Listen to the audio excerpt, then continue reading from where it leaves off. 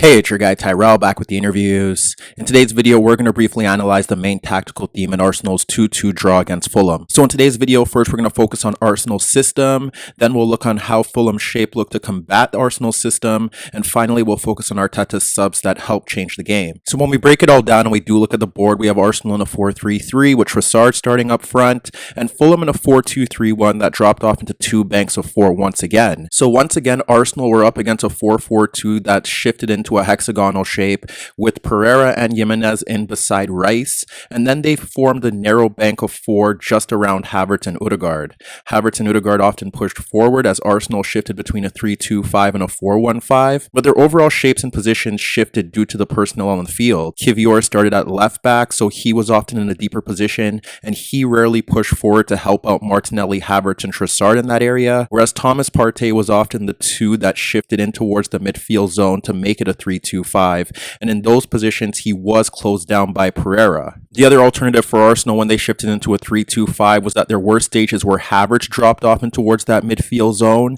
and then you'd see Trossard drifting into that space between Wilson and Lukic and Martinelli hugging the touchline. But there were situations where they ended up being more of a 4-1-5 for longer stretches, with Thomas Partey near the touchline zone pulling out Reed, and then Rice was in that midfield zone by himself. Ultimately, there were very few significant shifts in regards to how Arsenal were looking to break down this Fulham 4-4-2. Thomas Partey shifting towards that midfield zone. He'd attempt to drag out Reed. Odegaard was often in that space between Paulinha and Reed, but he was often receiving the ball on the outside of Reed and looking to push forward. And then Saka was hugging the touchline and contesting in 1v1s against Robinson, which often became an issue for Arsenal in that zone. Because what ended up happening was that, similar to previous games, Saka was outnumbered as Reed was dropped back a bit deeper, but there were times where even Odegaard was in that space between Diop and Robinson, but you'd have Paulinha shifting across and Robinson also shifting over, and it was often a 4v2 for Fulham, and if Thomas Partey did look to push forward, Pereira would drop off deeper and close him down. There were situations where Odegaard was receiving the ball near the touchline zone and Saka was tucking in a bit narrow, but even when they made those underlapping runs behind Robinson, they were often outnumbered in that zone and struggled to create chances or get in behind that backline. Given the fact that Arsenal were often attacking with two players in that zone, Fulham were often in very good situations because they often had 4 or 5 shifting across, and frankly the only chances that Arsenal created from that right side purely, there was one time where Saka was in a 1v3 and he did a very good job of squaring the ball out towards Odegaard to place him in a legitimate goal scoring position, but the other 2 times it often stemmed with Rice making forward runs and being a bit more adventurous to break in towards the penalty area. The first time we witnessed a nice rotation with Saka and Odegaard, and you witnessed Rice making a run off Pereira, and from there Odegaard's taking 3 players out of the game, and now Rice can receive the ball in the final third, slide it across Robinson for Saka, and from this position Saka was able to receive it freely in right half space and slide the ball across the 6-yard area to place Trossard, Havertz, or Martinelli in a legitimate goal scoring position. The other promising moment for Arsenal witnessed Saka in a 1v1 with Robinson, Odegaard dragging 3 players with him, and once again Rice being adventurous and making a run off Pereira. That initial pass possibly should have been played in towards Rice, making the unmarked run in towards that zone, but Saka played it towards Odegaard. You could see the 4v2 coverage in that zone, and when Odegaard dropped the ball back towards Saka, Paulinha stepped in to make a vital tackle to halt the attack. Meanwhile, over on the left-hand side, we did witness rotations from Trossard, Havertz, and Martinelli, where there were times where Trossard shifted towards the left touchline zone and Martinelli would operate as a center forward, dropping off deeper, looking to receive the ball in those central areas. But for the most part, it was Martinelli in 1v1s against Tete, and Havertz looking to make those runs between the fullback and the center back. But there were situations where he shifted to the outside of Wilson to receive the ball or near the touchline zone to receive the ball in that zone. And you witnessed Havertz dropping into that Wilson-Lukic gap when Arsenal were looking to build out of their own half. However, down that left-hand side, we saw a bit more of Havertz making those runs in behind Tete to receive it. There were times where they attempted to play that pass and it was simply unsuccessful.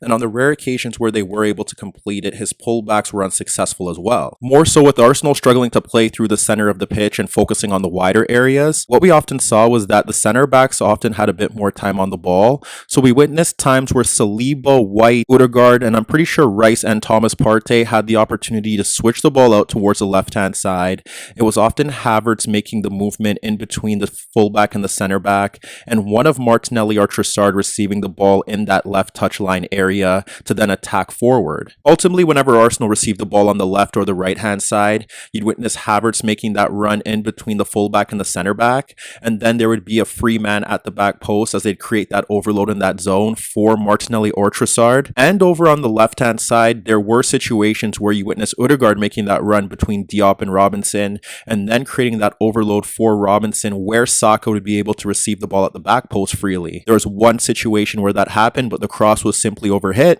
And then later on, around the half-hour mark, there was a cross played in towards that zone. Odegaard took Robinson out of the game with his movement. It fell to Saka freeing the 6-yard area, but he failed to test the goalkeeper. Ultimately, this forced Arteta to make a few adjustments in the second half. Initially, it was Nketiah shifting up front for Trossard, and initially what you ended up seeing was that now Arsenal could go a bit longer and play balls over the top in towards him so that he can combat with the center backs and look to link play with midfielders pushing forward. But then he shifted to Fabio Vieira and Zinchenko, and along with Fulham just simply dropping off a bit deeper, because we did see Thomas Partey and Rice having a bit more freedom to receive the ball in the center of the pitch and play passes from that zone. Zinchenko benefited from entering this game, and we witnessed Arsenal be more of a dominant 3-2-5 with Zinchenko on the left and Rice playing on the right of that midfield too, and then Kivior, White, and Saliba operating as the center backs. With Zinchenko in that midfield zone, along with the space being allotted towards him, he was able to provide a bit more penetration with his passing, and you saw him breaking lines. And then he also had the willingness to carry the ball forward if need be,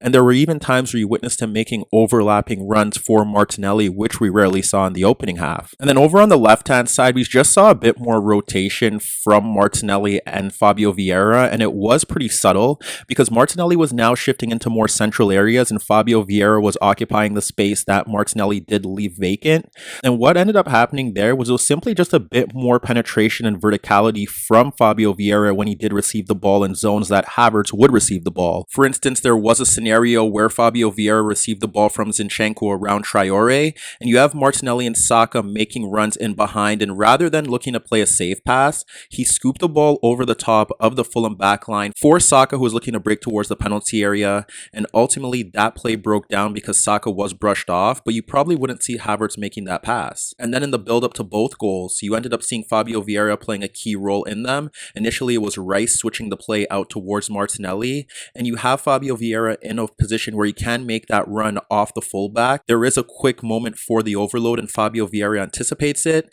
Martinelli plays the ball in towards him, and as the fullback looks to recover, he takes the ball around him and gets fouled. And then in the build-up to Arsenal's second goal, it was Fabio Vieira who did win possession initially, and then he continued to move forward down that left channel zone, and he received the ball in that area, and then instantly looked to play the ball around the Fulham backline that was recovering, and he bypassed the center backs for Nketiah making the run in towards that zone, and he tapped in the ball from point-blank range. However, despite Arteta's positive second half personnel alterations, similar to the first goal, defensive lapses played a key part in Arsenal conceding this game and ultimately dropping 2 points. So as you could see, the combination of Arsenal's 3-2-5 and 4-1-5 build-up presented similar pros and cons to their first two games, but although Arteta's subs improved the home side's play in the final third, ultimately defensive lapses played a role in dropping 2 points here.